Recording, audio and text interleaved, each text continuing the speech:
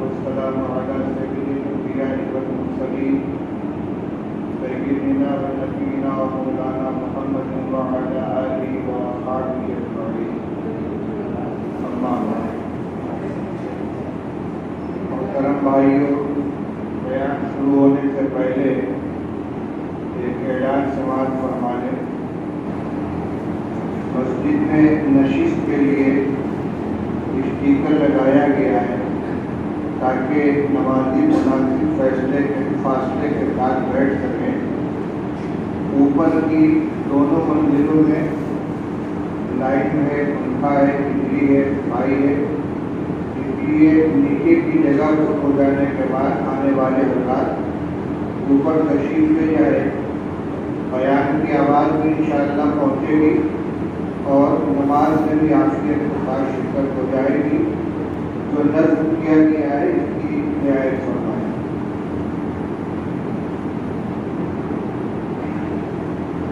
اما بعد فعن ابي هريره رضي الله تعالى عنه قال رسول الله صلی اللہ علیہ وسلم، درمیان کے بعد منقطع ہو گئی کہ میں خطبے سے دوبارہ آغاز کرتا ہوں۔ الحمدللہ رب العالمین والصلاة والسلام على سيد الأنبياء والمرسلين سيدنا ونبينا ومولانا محمد وعلى آله وأصحابه أجمعين أما بعد فعن أبي هريرة رضي الله تعالى عنه قال قال رسول الله صلى الله عليه وسلم المؤمن القوي خير وأحب إلى الله من المؤمن الضعيف وفي كل خير احرص على ما ينفعك واستعن بالله ولا تعجز وإن أصابك شيء فلا تقل لو أني فعلت كان كذا وكذا ولكن قل قدر الله وما شاء فعل فإن لو تستوعب الشيطان رواه مسلم۔ محترم بزرگوں، عزیزوں اور بھائیوں،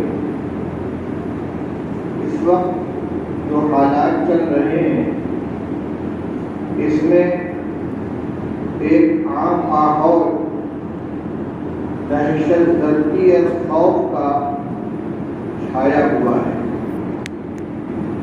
بیماری ہے، لوگ متاثر بھی ہو رہے ہیں، علاج بھی کر رہے ہیں، کچھ شفا یاب ہو جاتے ہیں، کچھ اللہ کو پیارے ہو جاتے ہیں، لیکن بیماری کی وجہ سے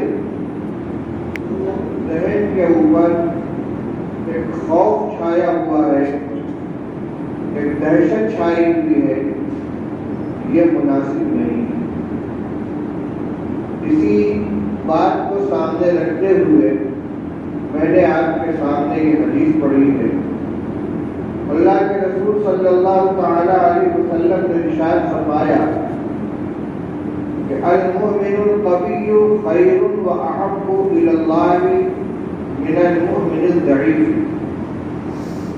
طاقت والا مسلمان، قوت والا مسلمان اللہ تعالی کے نزدیک زیادہ بہتر اور زیادہ محبوب ہے کمزور مسلمان کے مقابلے میں۔ وفی کل خیر، اور سب کے اندر بھلائی ہے، یعنی قوی ہو یا ضعیف ہو، فی نفسی دونوں کے اندر خیر ہے، لیکن قوی طاقتور قوت والا کمزور کے مقابلے میں زیادہ بہتر اور زیادہ محبوب ہے۔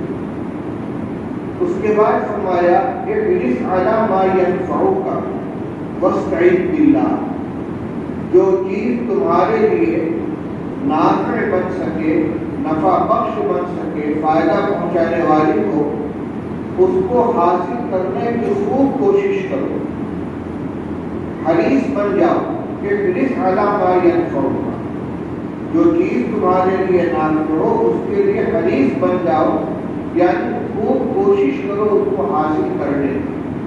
واستعن باللہ، اور اللہ سے مدد چاہو، کوشش بھی کرو اور اللہ سے مدد بھی مانگو۔ ولا تعجز، اور عاجز بن کر مت بیٹھو کہ ہم سے کچھ نہیں ہو سکتا، ہم کیا کریں۔ اس کے بعد فرمایا یہ تو ہو گئی تدبیر، کہ جو کچھ کر سکتے ہو، جو تدبیر کر سکتے ہو اس کے لیے پوری کوشش کرو، عاجز بن کر بیٹھو نہیں، اللہ سے مدد بھی مانگو، کوشش بھی کرو۔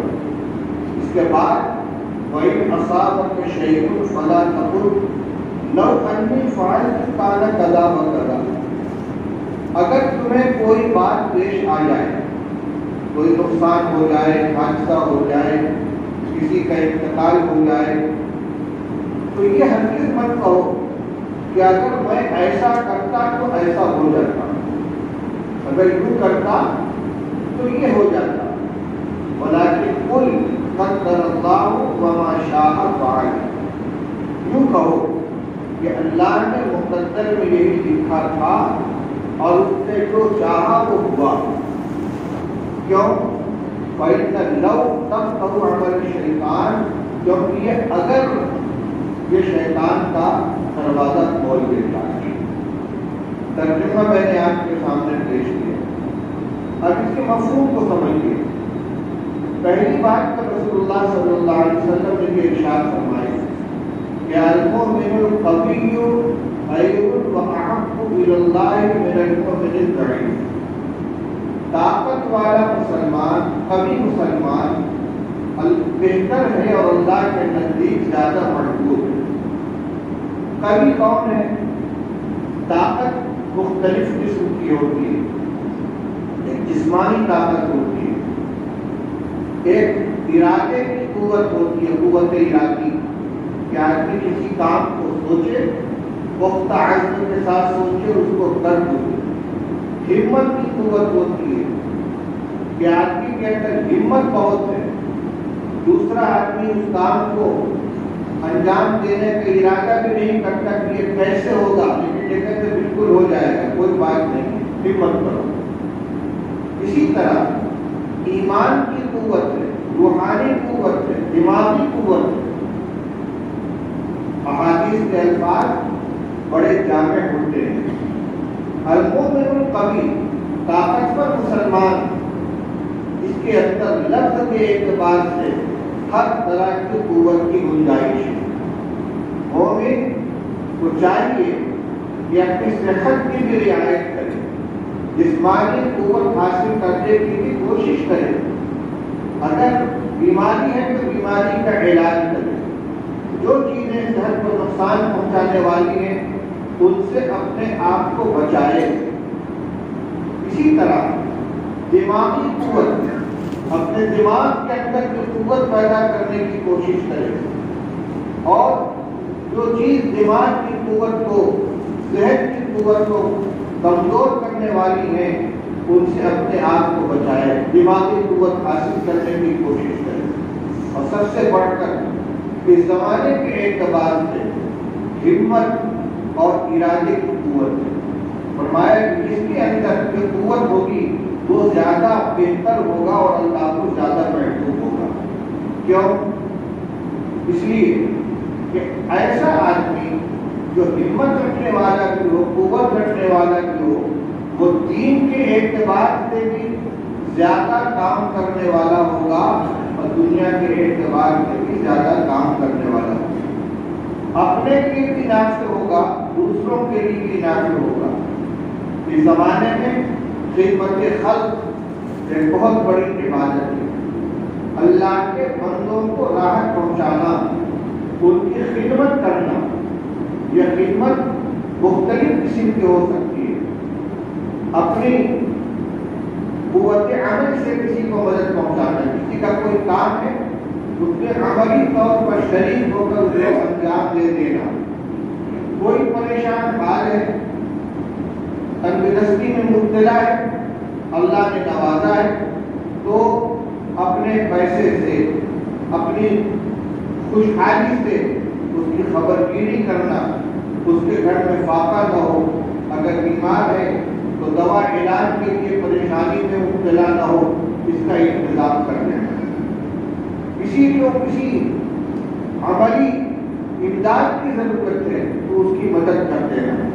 یہ تو ہو گیا لوگوں کے واسطے قوت کا استعمال۔ دوسرے، جس کو طاقت ہوگی وہ زیادہ عبادت بھی کرے گا۔ رمضان مبارک کا مہینہ ہے جس میں قرآن پاک کی تلاوت، شب بیداری، ذکر، دعا اور مختلف قسم کی عبادتیں، ظاہر ہے کہ جو تندرست ہوگا، طاقتور ہوگا، صحت مند ہوگا، وہ زیادہ عبادت بھی کر سکے گا، زیادہ تلاوت بھی کر سکے گا، زیادہ نفل بھی پڑھ سکے گا۔ ایک شخص ہے ذرا سی طبیعت خراب ہوئی، بس ہمت ہار گیا، روزہ نہیں رکھ پاؤں گا، لیکن اگر باہمت ہے، قوت والا ہے تو انشاءاللہ وہ کہہ کر کوئی بات نہیں ہے۔ اگر خدا نخواستہ ایسی نوبت آئی کہ روزہ رکھنے کی صلاح طاقت نہیں رہے، چھوڑ دیں گے، لیکن پہلے ہی سے جو ہمت آئی۔ تو کئی بات میں عرض کرنا چاہتا ہوں کہ کم ہمتی اور قوت ارادی کی کمی یہ اس زمانے کے لیے، ان حالات کے لیے بہت نقصان دہ۔ میں مثال دیتا ہوں، ایک آدمی دریا کے اندر گر گیا۔ اب اگر وہ ہمت والا ہے، باحوصلہ ہے، تو ہاتھ پاؤں مارتا رہے گا، جب ہاتھ پاؤں چلاتا رہے گا یہاں تک کہ وہ کنارے پر پہنچ جائے گا، یا اس وقت تک وہ اپنی محنت کرتا رہے گا کہ کوئی اس کو بچانے والا وہاں پہنچ جائے۔ لیکن اس شخص کے پانی میں گرتے ہی ہاتھ پیر بھول گئے، جب تو میں ڈوب جاؤں گا، وہ کچھ نہیں کر پائے گا، کچھ نہیں کر پائے گا، کیونکہ ہمت ہار گئی۔ بیماری آ جائے، کوئی حادثہ پیش آ جائے تو ہمت نہیں ہارتی ہے، کوشش کرنی ہے۔ اسی کو رسول اللہ صلی اللہ علیہ وسلم نے فرمایا کہ احرص علی ما ینفعک، جو چیز تمہارے لیے نفع بخش ہو، کارآمد ہو، فائدہ پہنچانے والی ہو، اس کے لیے حریص بن جاؤ، خود کوشش کرو اس کو حاصل کرنے میں۔ اس میں دونوں چیزیں آ جاتی ہیں، احتیاط کرنا اور تدبیر کرنا۔ کسی کام کے ہونے کے لیے، کسی مقصد کو حاصل کرنے کے لیے جن ذرائع کو استعمال کرنے کی ضرورت پیش آتی ہے ان کو استعمال کرنا، اور جن رکاوٹوں کو دور کرنے کی ضرورت پیش آتی ہے ان کو دور کرنا۔ مثلاً بیماری ہے تو بیماری سے بچنے کے لیے احتیاط کرنا، اور جس دوا کی ضرورت ہو، جس تدبیر کی ضرورت ہو اس کو اختیار کرنا۔ یہ دونوں اس میں آ جائے، نفع بخش میں۔ جو چیز تمہارے لیے نافع ہو اس کو خوب استعمال کرو، پھر حریص بن جاؤ۔ یعنی جن چیزوں کے کرنے کی ضرورت ہے اہتمام سے اس کو کرو، اور جن چیزوں سے بچنے کی ضرورت ہے اہتمام سے اس سے بچو۔ اس لیے جو احتیاطی تدابیر اختیار کی جاتی ہیں ان کو لفظ نہیں کہا جائے کہ ایمان کی کمزوری ہے یا عقیدے کی کمزوری ہے، تو حضور صلی اللہ علیہ وسلم فرماتے ہیں کہ جو چیز نفع بخش ہو اس کو اختیار کرو، تدبیر اختیار کرنے کا آپ کا حکم دیا ہے۔ ایک حدیث ہے کہ اگر کسی علاقے کے اندر طاعون پھیل جائے تو جو لوگ وہاں موجود ہوں وہ وہاں سے باہر نہ نکلے، اور جو لوگ باہر ہیں وہ اس علاقے میں نہ جائیں۔ صحیح حدیث کے اندر موجود ہے کہ حضور صلی اللہ علیہ وسلم کا اعلان تدبیر ہی تو ہے کہ جہاں طاعون کی وبائی بیماری اب اللہ کے فضل سے نہیں ہے، پلیگ کی بیماری، اسی طرح کوئی بھی بیماری ہو، کالکا ہو یا اور کوئی وبائی بیماری ہو، جہاں بیماری ہو باہر کا آدمی وہاں پر نہ جائے، اور وہاں جو لوگ موجود ہیں وہ باہر نکل کر نہ آئے بلکہ اپنی جگہ پر رہے۔ جبکہ رسول اللہ صلی اللہ علیہ وسلم ایک مرتبہ حضرت عمر رضی اللہ تعالیٰ نے اپنے زمانے خلافت میں اسلامی لشکروں کا جائزہ لینے کے لیے نکلے۔ ایک مقام پر جا کر پڑاؤ ڈالا اور عمرائے لشکر کو بلوا کے وہاں مشورہ کیا۔ آگے جانے کا ارادہ تھا خبر لگی کہ وہاں تعاون پھیلا ہوا ہے، جائیں کہ نہ جائیں؟ حضرت عمر رضی اللہ تعالیٰ مسائل میں تو مشورہ کیا کرتے. پہلے انہوں نے مہاجرین اولین کو بلایا، یعنی ابتدا میں ہجرت کرنے والے صحابہ کرام جو سب سے اعلیٰ درجے کے لوگ تھے ان کو بلایا، ان سے مشورہ کیا کہ مجھے آگے جانا چاہیے کہ نہیں جانا چاہیے. اتنے میں کوئی اتفاق نہیں ہو پایا. کوئی کہتا تھا اللہ کا بھروسہ کیجیے آگے بڑھیے، کوئی کہتا تھا نہیں حضرت وہاں بیماری پھیلی ہے جانا نہیں چاہیے.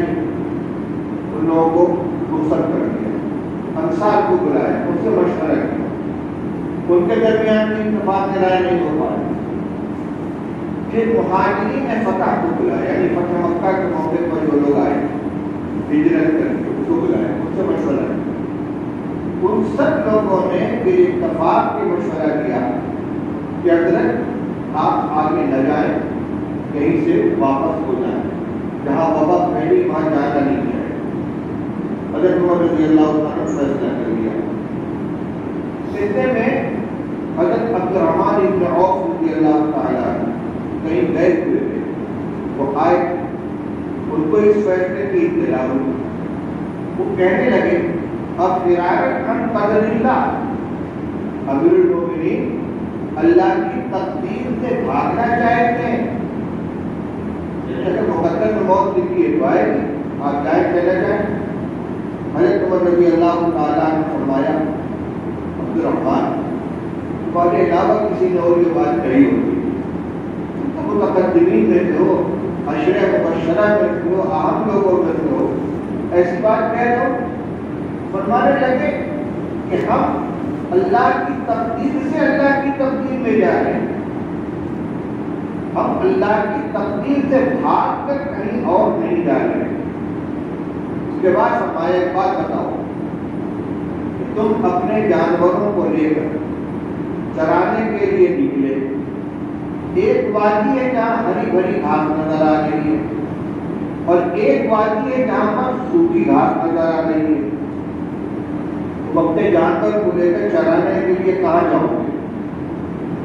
اور ان کا ہری گھاس ہرے میدان میں، تو وہاں چراؤ گے تو بھی اللہ کی تقدیر سے، یہاں چراؤ گے تو بھی اللہ کی تقدیر سے، اللہ ہی کے فیصلے سے. لیکن تم اپنے علاقے سے اختیار کرو گے اسی کو بھی ہری بھری ملا ہے. چنانچہ وہاں کو واپس آنے کا فیصلہ کریں. اتنے میں ایک اور صحابی آئے جو وہاں موجود نہیں تھے. انہوں نے یہ روایت سنائی کہ میں نے رسول اللہ صلی اللہ علیہ وسلم سے سنا ہے، آپ نے فرمایا کہ اگر کسی علاقے کے اندر تعاون پھیل جائے تو جو لوگ موجود باہر ہیں وہ اس کے اندر نہ جائیں اور جو اندر ہے وہ باہر نہ آئے. اس علاقے میں جو لوگ ہیں وہ باہر نہ آئے. حضرت رضی اللہ تعالیٰ بہت خوش ہوئے. ابھی تک اس روایت کی اطلاع نہیں تھی. اب جو فیصلہ ہوا حضور صلی اللہ علیہ وسلم کی حدیث کے مطابق ہوا. میں یہ عرض کر رہا ہوں کہ تدبیر اختیار کرنا یہ تقدیر کے، ایمان کے خلاف نہیں، توکل کے خلاف نہیں. ہوگا کیا یہ تو عالم غیب میں چھپی ہوئی چیز ہمیں معلوم نہیں، ہوگا وہی تو اللہ کو معلوم. اللہ کے فیصلہ ہے جو تقدیر میں لکھا ہوا ہے. اس لیے پہلے خوب کوشش کر لو. لیکن اگلا ٹکڑا بھی سننے کے لائق ہے. آپ فرماتے ہیں کہ احرص علی ما ینفعک واستعن باللہ ولا تعجز.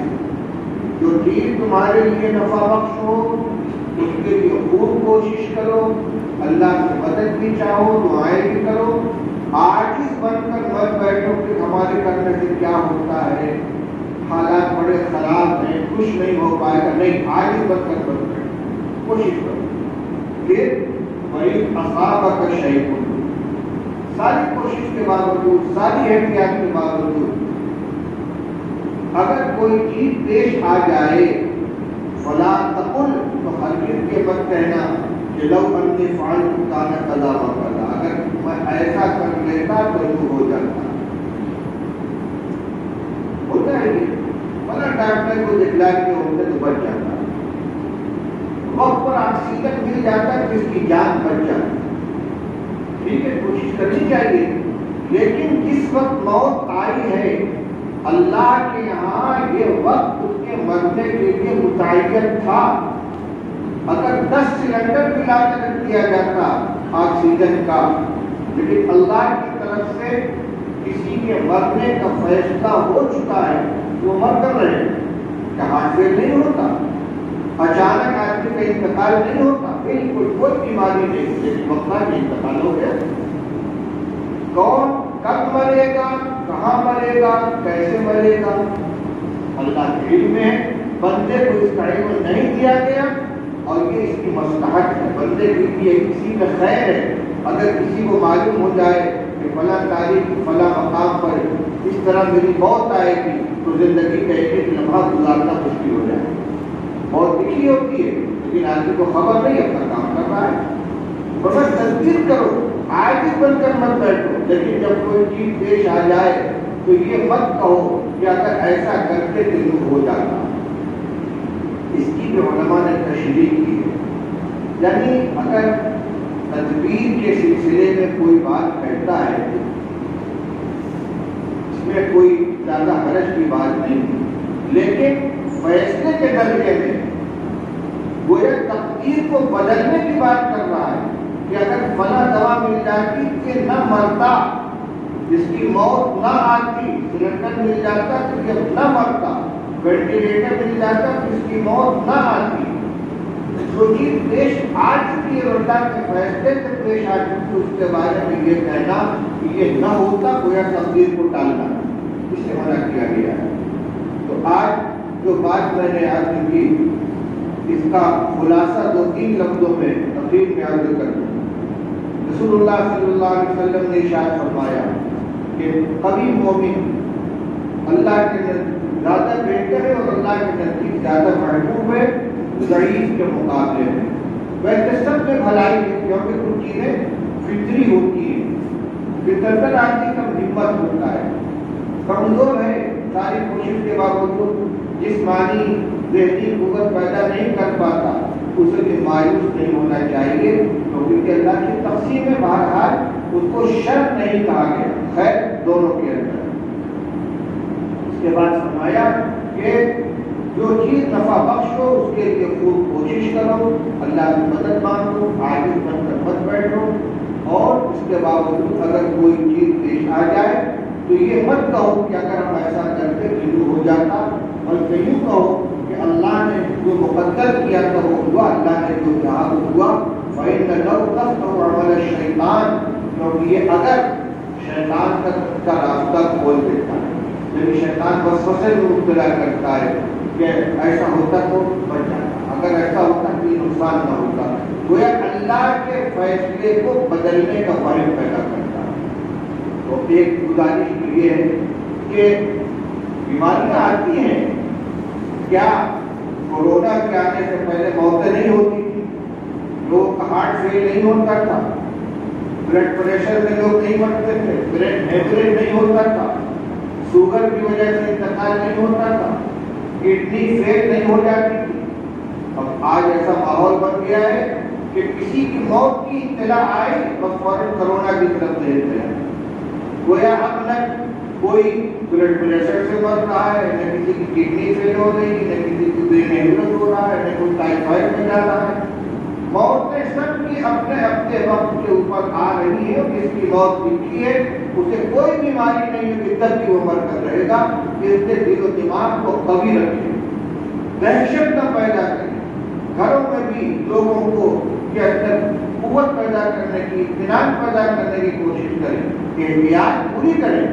یہ احتیاط توکل کے خلاف نہیں، یہ بھی شریعت کا حکم ہے، لیکن ایک خوف کا ماحول پیدا کرنا یہ منافق صحیح نہیں. آج کل جو تحقیقات آ رہی ہیں آپ لوگ پڑھتے ہوں گے کہ کچھ لوگوں کا یہ کہنا ہے کہ یہودی سازش ہے اور ایک پروگرام کے تحت پوری دنیا میں خوف کا ماحول پیدا کیا جا رہا ہے، دہشت کا ماحول پیدا کیا جا رہا ہے. ہم تو اللہ کے فضل سے ایمان والے ہیں، پھر غیبی طاقت کو ماننے والے، اللہ کی قوت اور اس کی قدرت کو ماننے والے. ہمارا ایمان ہے کہ جو کچھ ہوتا ہے اس کے کرنے سے ہوتا ہے، جو فیصلہ ہوگا اس کا چلے گا. اس لیے ہم اللہ کی ذات کو بھروسہ کریں اس کی مدد پر بھروسہ کریں، حالات جیسے بھی آئیں تو اس تدبیر ہو سکتی اس کو اختیار کریں، لیکن ہاتھ پاؤں ڈھیلا چھوڑ دیں یہ مناسب نہیں ہے۔ دین کا دنیا کا جتنا کام ہے اپنے وقت کو ہوتے رہنا چاہیے اور خوف و دہشت کو نکال دینا چاہیے۔ دوسری بات یہ کہ ایک مومن کبھی بننے کی کوشش کرنی چاہیے، جسمانی صحت کی بھی حفاظت کریں، مالی قوت کی بھی حفاظت کریں۔ اللہ نے اگر کچھ نوازا ہے تو اللہ اڑائے نہیں، بلکہ اپنے سرمایہ کو، اپنی دولت کو مناسب و صحیح جگہ پر خرچ کریں، اپنے اوپر خرچ کریں، اپنے بھائیوں کے اوپر، رشتے داروں کے اوپر خرچ کریں۔ جو بات میں نے شروع میں عرض کی تھی پہلے جمعہ کو، اس کو پھر دوہرا دوں، زکوٰۃ تو ایک فریضہ ہے، اس کو تو ہمیں نکالنا ہی ہے، اس کو مستحق کو تلاش کر کے دینا ہی ہے، لیکن بہت سے رشتے دار ایسے ہوتے ہیں جن کو زکوٰۃ نہیں دی جا سکتی، جس میں اصول و فروع اپنا بیٹا ہے، پوتا ہے، نواسا ہے، نواسی ہے، بیٹی ہے، لڑکا ہے، باپ ہے، دادا ہے، نانا ہے، نانی ہے، اسی طرح میاں بیوی ہے آپس میں، یا ایک شخص ہے کہ جو ضرورت مند ہے لیکن مستحق زکوٰۃ نہیں ہے، سونا چاندی اس کے گھر میں موجود ہے، تو امداد کرنے کے لیے صرف زکوٰۃ کے اوپر انحصار نہیں کرنا چاہیے، بلکہ اللہ نے اپنی قوت، ہمت، طاقت اور وسعت اور حیثیت دی ہے، اس کو اپنے بھائیوں کے اوپر، بندوں کے اوپر خرچ کرنا چاہیے، کیونکہ یہ بھی مومن کبھی کا ایک کام ہے۔ طاقت جسمانی بھی ہوتی ہے، پیسے کی بھی طاقت ہوتی ہے، حیثیت کی بھی طاقت ہوتی ہے۔ آپ کے اثر و رسوخ اور آپ کی حیثیت سے کسی کو فائدہ پہنچ سکتا ہے، اس سے فائدہ پہنچائیے۔ تو یہ روایت نہیں، یہ اعتبار ہمارے لیے رہنما ہے ان حالات کے اندر، اس کو ہمیں پیش نظر رکھنا چاہیے، ہمت اور قوت کو محفوظ رکھنا چاہیے، ہمت ہارنا نہیں چاہیے، اور اللہ نے جس طرح کی جو بھی صلاحیت دی ہے اپنے لیے، اپنے بھائیوں کے لیے، اپنے اہل خانہ کے لیے اس کو خرچ کرنا چاہیے۔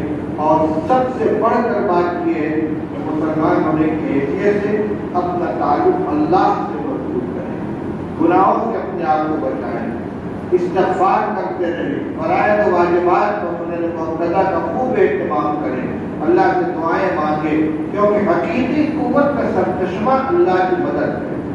قوت آئے گی تو وہیں سے آئے گی، اور خاص طور پر رمضان مبارک کے اس مہینے کو غنیمت سمجھتے ہوئے جو موقع ملے ہمیں اس سے اللہ سے اپنے رشتے کو مضبوط کرنے کے لیے استعمال کرنا چاہیے۔ اللہ تعالیٰ ہمیں توفیق عطا فرمائے۔ تو آپ دعوانا الحمدللہ۔